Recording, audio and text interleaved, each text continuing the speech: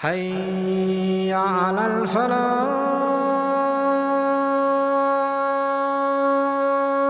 السلام عليكم ورحمة الله وبركاته.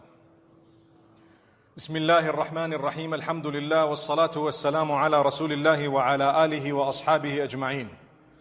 My beloved brothers and sisters, the punishment of Allah subhanahu wa ta'ala is something that we should all fear. And the truth is, every time a calamity strikes, every time something happens, it's only natural for us to ask ourselves, is this the punishment of Allah?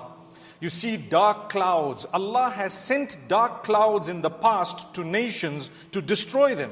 So it is only a good question to ask yourself, are these dark clouds coming to me as a punishment, or are they coming to us as a rahmah and a mercy of Allah, or is it actually going to come with destruction but not a punishment, a test?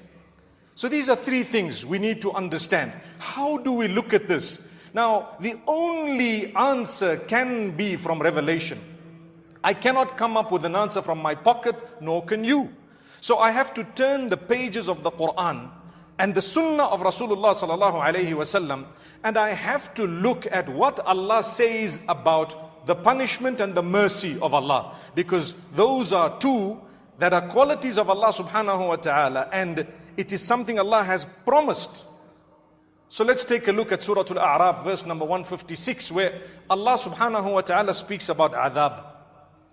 Allah says, قَالَ عَذَابِي أُصِيبُ بِهِ مَنْ أَشَاءُ.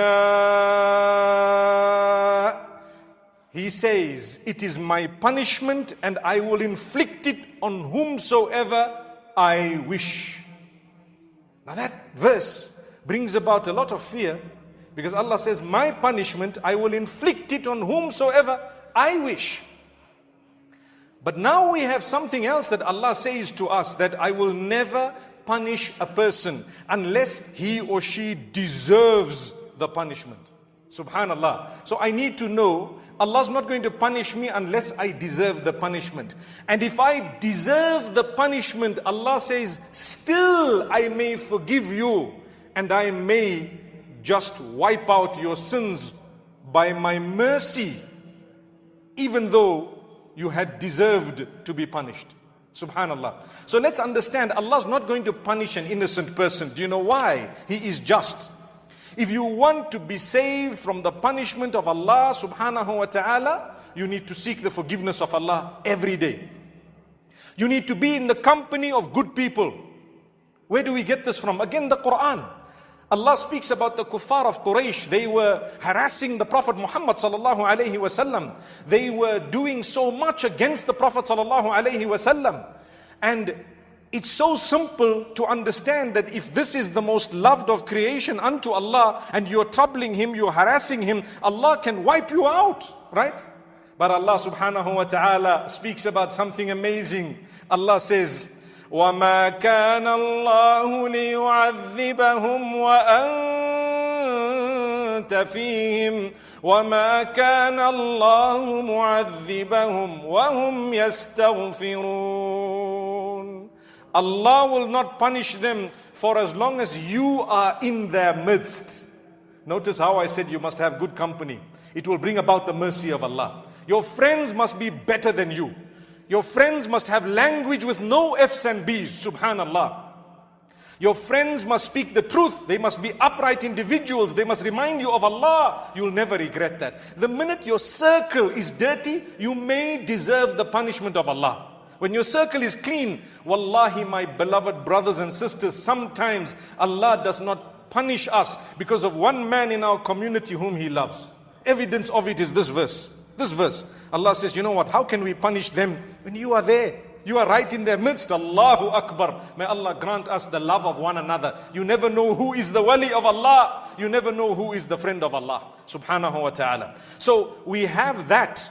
Allah says, while you are in their midst, we're not going to punish them. So punishment cannot come in that condition. Secondly, we will never punish them while they are seeking the forgiveness of ours, while they are seeking the forgiveness of Allah.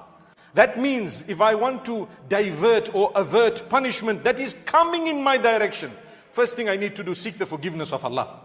The problem with man is man says people are bad, that's why Allah is punishing them, but he doesn't look at himself being bad. You see? We point fingers at others. That man is like this woman is like that one is committing that, this one is committing. What about you and I?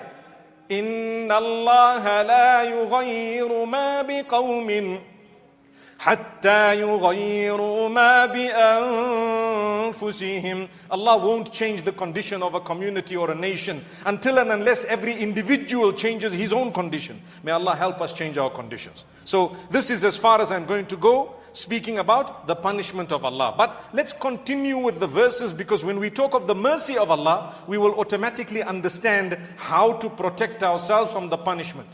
So Allah says in the same verse, Allah says, after speaking about the punishment and saying, I will inflict with it whoever I wish. And I explained to you who that is.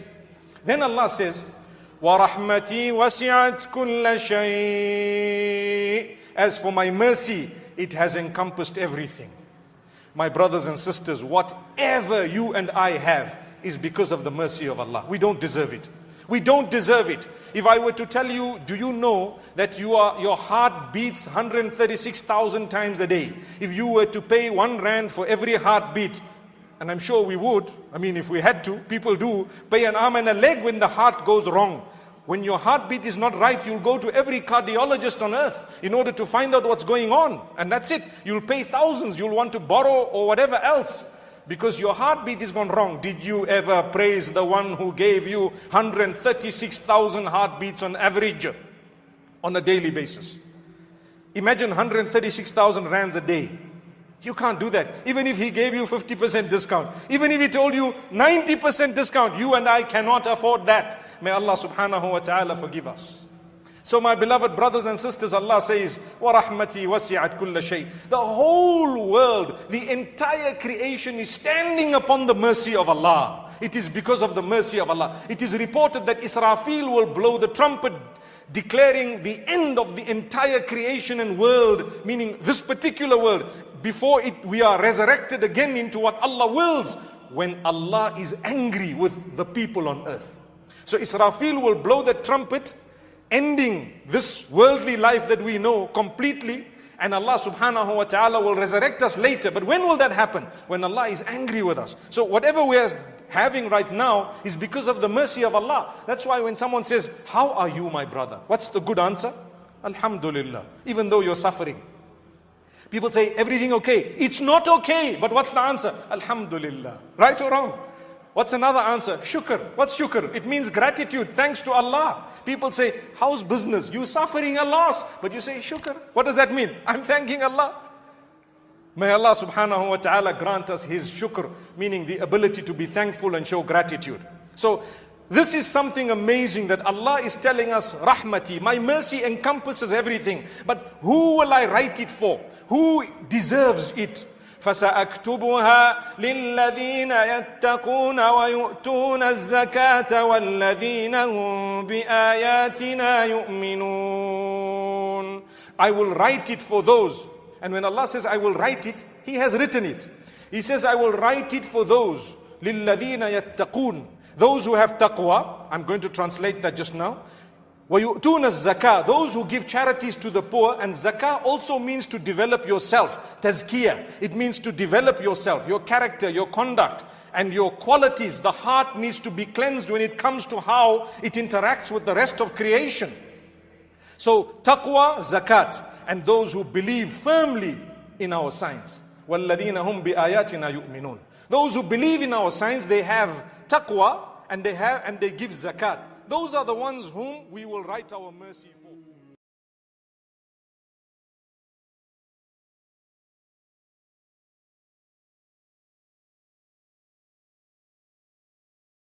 Thank you so much for listening to this short message. I pray that it has increased you in a little bit of motivation and hope, and the same applies to all of us. Jazakumullah khair. Assalamu alaikum wa rahmatullahi wa barakatuh.